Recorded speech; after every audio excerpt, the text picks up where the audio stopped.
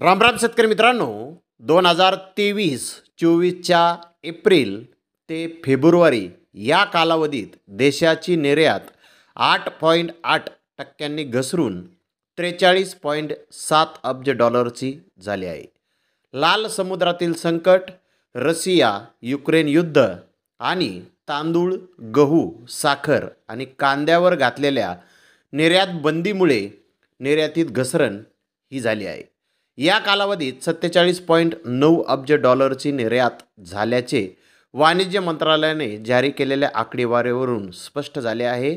भारताच्या कृषी GDPमध्येही घसरण झाली असून 2023-24मध्ये केवळ 0.7% वाढ झाली आहे. 2022-23मधील 4.7%वरून ती कमी झाली आहे.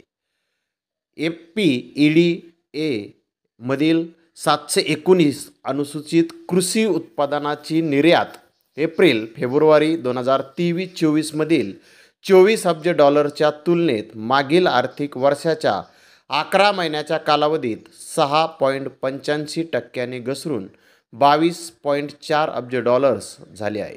निर्यात बंदी आणि तांदूळ, गहू, साखर आणि कांदा यासारख्या वस्तूंवरील निर्बंधामुळे मागील आर्थिक वर्षात सुमारे 5 ते 6 अब्ज डॉलरच्या कृषी निर्यातीला फटका हा बसला आहे, असे एका अधिकाऱ्यांनी सांगितले आहे. तर मित्रांनो, जर आपण पाहिलं तर मागील 2023-24च्या एप्रिल ते फेब्रुवारी या कालावधीमध्ये जवळजवळ 9% कृषी निर्यात ही घसरलेली आहे.